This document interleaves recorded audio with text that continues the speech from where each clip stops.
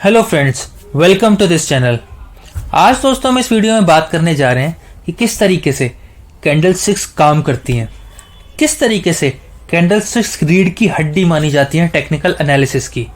Candle sticks आखिरकार होती क्या है और किस तरीके से ये एक्ट करती हैं और हमें डिसीजन मेकिंग में हेल्प करती हैं कि स्टॉक मार्केट ऊपर जाएगी या नीचे जाएगी, कोई पर्टिकुलर इंडेक्स या कोई पर्टिकुलर स्टॉक पॉजिटिवली बिहेव करेगा या नेगेटिवली बिहेव करेगा। ये सारा कुछ कैंडल स्टिक्स हमें बताती है दोस्तों। लेकिन कैंडल स्टिक्स के बारे में डीपली जाने से पहले हम जानना चाहेंगे और हम बात कर लेते हैं पहले कि कैंडल स्टिक्स आखिरकार होती क्या है। तो दोस्तों दो तरीके की कैंडल्स होती है मार्केट में, एक होती है बुलिश कैंडल और एक होती है बियरिश कैंडल। अभी बुलिश कैंडल कौन सी होती है दोस्तों?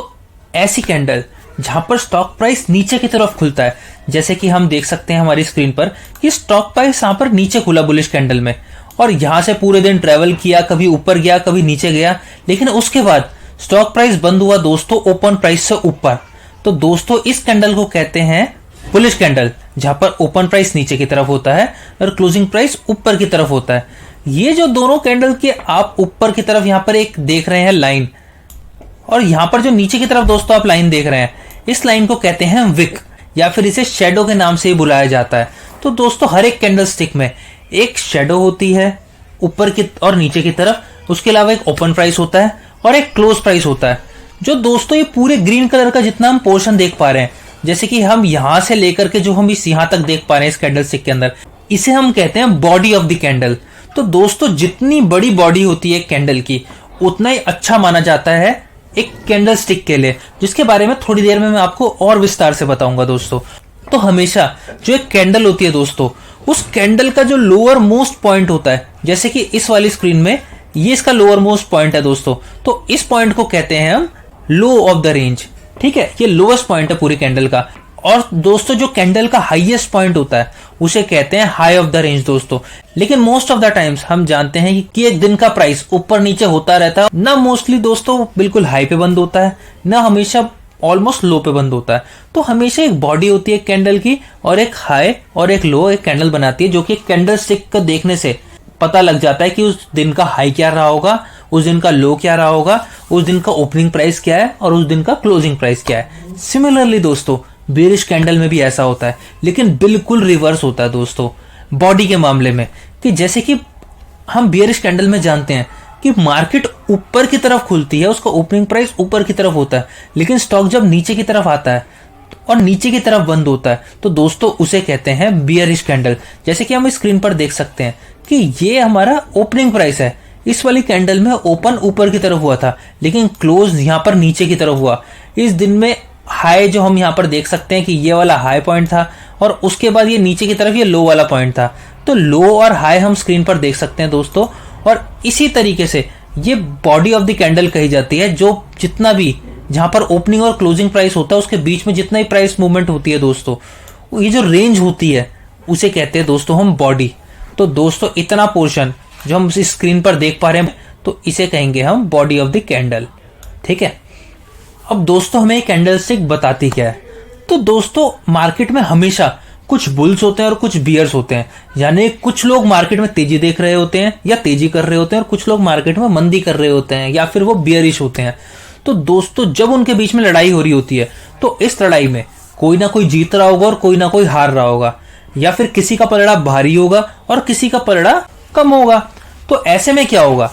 ऐसे में दोस्तों हमें यह देखना होगा कि एक्चुअली में इस कैंडल स्टिक के हिसाब से मार्केट किस ओर बढ़ रही है या मार्केट का क्या व्यू पॉइंट चल रहा है। इस कैंडल स्टिक की मदद से हम यही बताने की कोशिश करते हैं।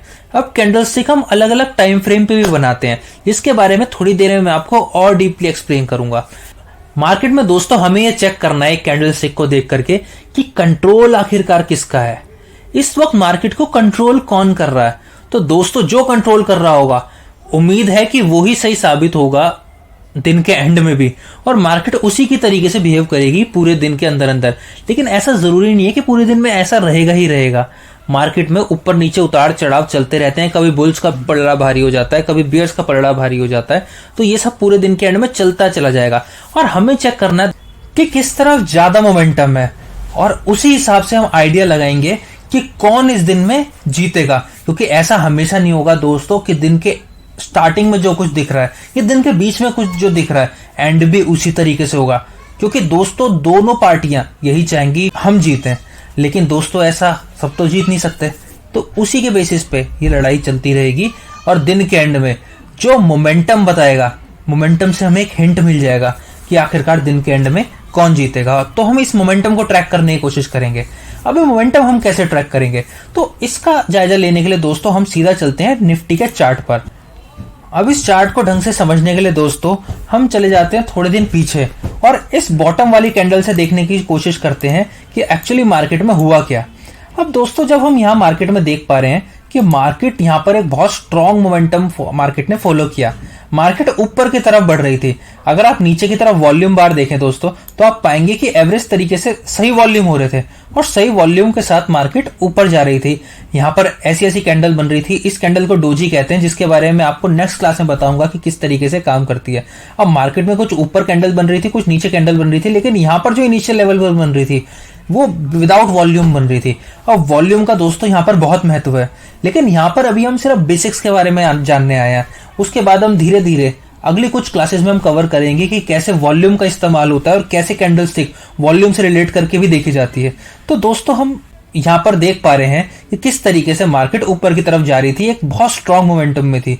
लेकिन सबसे टॉप पर क्या हुआ, यहाँ पर अगर हम बात करें तो दोस्तों यहाँ पर छोटी छोटी कैंडल्स बन रही थी लास्ट के वक्त में और यहाँ पर एक बहुत सडन फॉल आया मार्केट में। जो सबसे पहली रेड कैंडल हम देख रहे हैं, तो सबसे पहली रेड कैंडल में दोस्तों एक बहुत बड़ी बॉडी बनी। तो हम बॉडी से देख पा रहे हैं कि मार्केट खुली तो सबसे टॉप पर ही थी, ऑलमोस्ट अपने दिन के लो हाईएस्ट पॉइंट पे मार्केट खुली और अपने हाईएस्ट पॉइंट पे सबसे नीचे ऑलमोस्ट जाकर के मार्केट बंद हुई।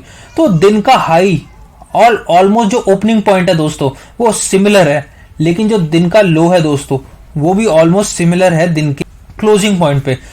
यहाँ पर डाटा दोस्तों हम देख पा रहे हैं कि किस तरीके से यहाँ पर दिन का ओपनिंग प्राइस जो रहा वो 18,337 था और दिन का हाई दोस्तों ऑलमोस्ट 18,350 गया। तो ऑलमोस्ट सेम ही था ओपनिंग और हाई। और दोस्तों जैसे ही मार्केट में फॉल हुआ तो 18,085 का लो बनाया और दिन की जो क्लोजिंग हुई वो भी 18,113 की हुई। तो ऑलमोस्ट ओपन और हाई सेम है दोस्तों और नीचे लो और क्लोजिंग प्राइस ऑलमोस्ट सेम है दोस्तों। तो यह हमें बताता है कि किस तरीके से बियरिश लोगों ने यहाँ पर अपने मार्केट में अपना व्यू पॉइंट बताया, किस तरीके से उन्होंने मार्केट को कंट्रोल किया और सीधे सीधे मार्केट को एक ही तरफ लाते चले गए और दिन के बिल्कुल लोएस्ट पॉइंट पे मार्केट बंद रही। तो इससे हमें पता लगता है कि कितनी ही वीक मार्केट रही होगी इस दिन। और उसके बाद दोस्तों पैटर्न कंटिन्यू रहा, अगले दिन भी दोस्तों बिल्कुल सेम रहा कि जहां पे अगर आप देखेंगे तो हाई और ओपन प्राइस बिल्कुल सेम है दोस्तों 18,129, वहीं पे ओपनिंग है और वहीं पर ही हाई है। और दोस्तों सीधा मार्केट नीचे गिरती है और मार्केट का लो बनाती है अपना 17,884 पे और क्लोज होती है 17,938 पे दोस्तों। तो ये एक बहुत शार्प फॉल होता है मार्केट के अंदर आता है और ये बताता है दोस्तों हमें, इसकी बॉडी बता रही है इस कैंडल की कि कितना शार्प फॉल हुआ है इस मार्केट के अंदर और किस तरीके से बेयर्स लोगों का कितना ग्रिप रहा इस मार्केट के अंदर। तो जबरदस्त तरीके से लोगों ने पैसा कमाया होगा यहाँ पे मार्केट को शॉर्ट करके और पूरी तरीके से ग्रिप में रही बियरिश लोगों की इस दिन मार्केट दोस्तों। इस तरीके से मार्केट फिर दोस्तों नीचे आई और यहाँ पर हमें सिग्नल मिला कि थोड़ा कंपटीशन बढ़ गया है।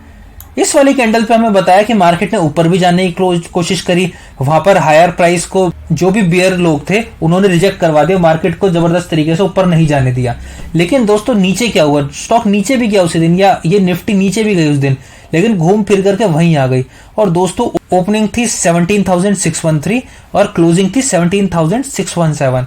तो हम समझ सकते हैं कि दोनों ने कहीं भी मार्केट नहीं जाने दिया। बियर्स भी काफी तरीके से स्ट्रांग रहे और बुल्स भी काफी ज्यादा स्ट्रांग रहे। बुल्स ने मार्केट को नीचे नहीं जाने दिया और बियर्स ने मार्केट को ऊपर नहीं जाने दिया दोस्तों।